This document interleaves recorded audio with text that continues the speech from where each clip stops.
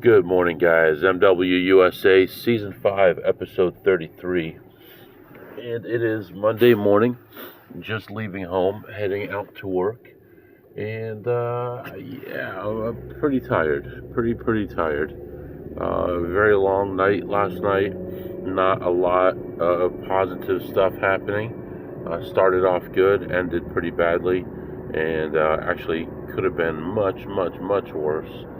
So, it was a tough day, a long day. Just got home a little bit ago. Slept in a chair for a while, slept in a bed for a few, and got ready for work here. And here we are. So, this morning, it's actually warmer now than it was on my way home last night. The roads are dry. Traffic doesn't seem to be too bad yet, but just getting started here. It's 11 degrees, feels like 2 degrees. And I'm just trying to look here. When is this bad weather going to break? Looks like, right about today. We're going to be above freezing starting today until the end of February, according to this. So, now it's going to be below freezing at night. But by the 17th, looks like even the lows, some of the lows are going to be above freezing. So, okay, not terrible. I mean, better than what we've had. This morning, keeping an eye on what's happening with silver prices. Hopefully, they continue their upward trend. Everything points to the fact that it should go up, but, you never know, man. You never know. Right now it's hanging around 80, which is fine as long as it's up a little bit every day. That's fine. It's been testing and retesting these levels, and to me, it seems like it's going to continue to go up. So I'm optimistic, but cautiously optimistic. So today's plan, actually, today is going to be a complicated day. I'm going to get to work just barely on time too. Today got a lot of meetings going on. I got an 8:45 meeting, got a 9:30 meeting, I got a 1:30 meeting. Pretty much going to be all pretty boring, dry stuff. The 1:30 meeting should not be too bad. And then tomorrow, it's going to be a couple more meetings, more audits and stuff like that, finalizing stuff. So we'll see what happens. But overall, I'm feeling pretty positive about the way this week could go. This is the last week I'm in town before Vegas. That's pretty much it. Not really much to say this morning. Let's get to work, make some money, and we'll leave work at lunchtime to go to the casino, come back, do some meetings, and head back to the casino again, and we'll see how it goes. So that's what's going on right now, and I'll be back to update you soon. Alright guys, 10:40, we are just leaving the office. Had a couple meetings already this morning, and just heading out. Got a lot of my work done. I still have a lot to do when I get back, but we should be good. Like I said, this is our last week at the office before we go to Vegas, so starting to make plans for that as well. Once I get my work done, when I get back to the office, I'll do some more planning. I've got a spreadsheet that I'm working off, a Google sheet, actually, which I guess, Microsoft wants to charge for Excel, so people are going to be using sheets more often. But I've got a lot of information on there about some games I'm looking at in Vegas, and results that I've had and things like that, notes, things I found online, things I've gotten from Grok or ChatGPT, and so I'm working on those spreadsheets. But sometime this week I do need to book the rental car. See, Caesars has a thing where they'll pick you up with a limo for your 7 stars trip, but I don't need them to, unfortunately.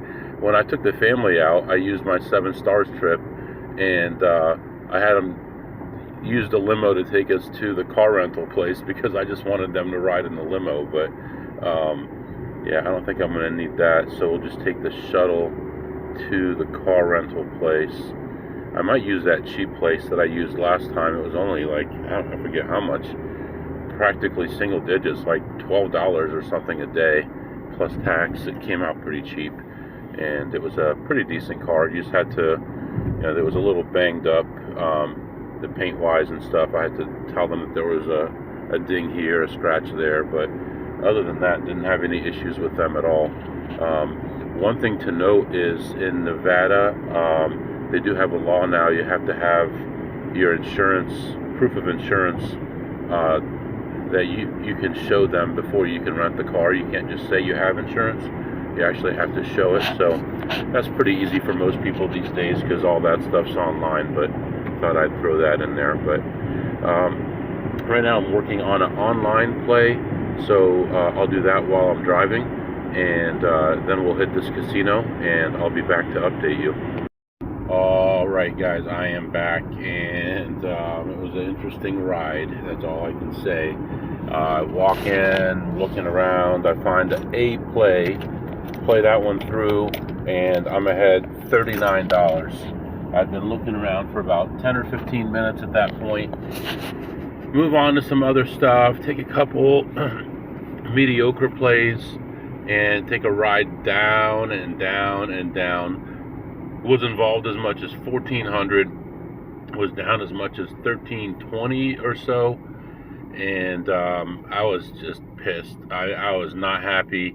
Got my food. By the time I got my food, I was down like only like 450, something like that, and then kept on playing, and honestly got lucky on a machine, and that put me ahead. Because of a $500 extra thing that it paid out. And then so I'm ahead like $47, and I'm leaving, and I see this other play. It's like the most incredible play in the best position, like probably 15% advantage on this play.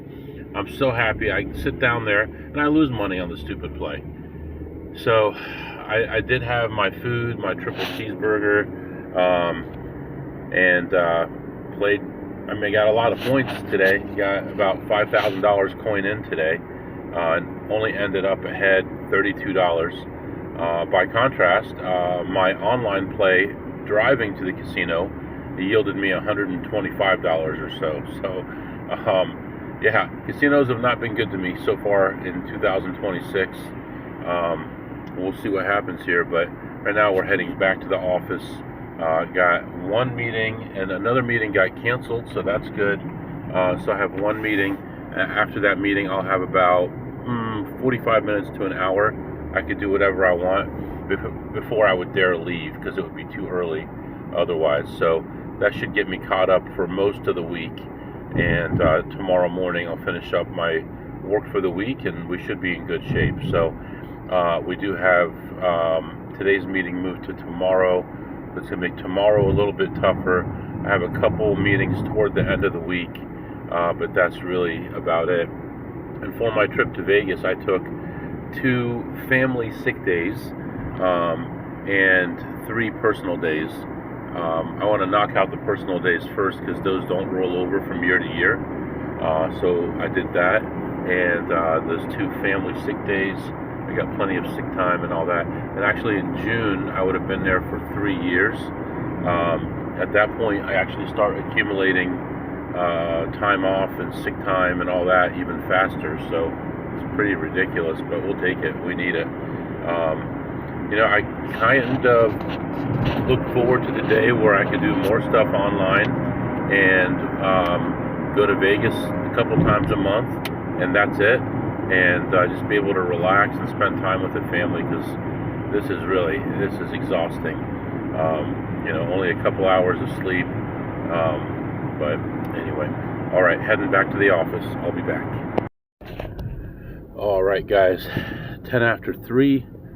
Just leaving the office, heading back to the casino. Hopefully, we can have a better day. Made another $120, $140 actually. Online, so that's good. The problem is this site that I use. I use two different ones. One of them will have money in my account in like 12 hours. The other one takes like 7 days. Funny enough, the one that takes like 12 hours or 15 hours is the one that technically is not legal. But the one that's legal takes so long to have the money to you. It's actually, it kind of makes sense too. If you're going to do something that's kind of iffy, you want people to trust you. And, you know, I take my money out every day. I don't care. I'll deposit new money and use that, but I'm not going to get stuck. I know multiple people who have had 50,000, 60,000 or more stuck in an account because they didn't want to withdraw it every day. But to me, having small withdrawals every day, anywhere between 200 and 1,000, flies under the radar. But when you're having 5-figure withdrawals, now you're going to have reviews and stuff, and I don't want to mess with that. So anyway, yeah, everything went pretty well at the office. All my meetings, everything went well. So right now we're heading back to the casino. You know, I was just thinking, it seems like all I'm doing right now is either going in, losing a bunch, and breaking even, or losing, or just getting killed right away. I have so few real good winning sessions that I can remember. I mean, I probably have a bunch, and I'm just remembering the bad right now, but it seems like it's been so bad lately. And you know, going down 1,000 or 2,000 and then coming back and, you know, leaving with dozens of dollars is not comforting. It's not fun. So but I did do something else here today. You know, I'm 7 stars with Caesars. I'm staying at Caesars. I'm also staying at the Venetian for my trip. With 7 stars, you get reimbursed up to $1,200 for your airline, for your 7 stars, whatever they call it, retreat. And then they include $500 in food and a nice room and all that. Well, to get the $1,200 reimbursement, you need to show an airline ticket receipt. Now, I bought my airline ticket. It was only like, I don't know, maybe $500. I don't remember, which is high because it used to be like $2. But I want to get reimbursed the full $1,200. And usually I'll do this first, but I did it today. Even though I already had a plane ticket for those days, I booked another plane ticket for those days. It cost me $1,300. I just maxed out everything, like the highest standard, refundable, all this stuff, and got my email. Immediately went back in, edited the ticket, and canceled it, and it gets refunded to my credit card. But now I have a slip in my email, an actual number that they can verify. You know, they can look at it, see where it came from, and that's all they need. So when I get to the rewards desk at Caesars, they'll have me forward it to an email, and once they receive it, they'll give me the $1,200. Now, I kind of changed my mind about how I do these. I used to say, okay, just give me $1,200 in free play, and then I'd end up netting like $500 from it. And it's like, MW, I thought you were good at slots. Why are you only ending up with $1,200? Well, because there's 10,000 Asian people in there sitting around every machine that's beatable day and night, and I don't get an opportunity to play. So what I do is I get table chips instead, and these are reusable chips. If you lose, they take it, but if you win the hand, you keep the chip and you get paid. So if I'm going to get $1,200 in chips, I might play 20 hands, 30 hands. I might end up with $1,500 or $1,800 from the $1,200. So for me, it's a better use. So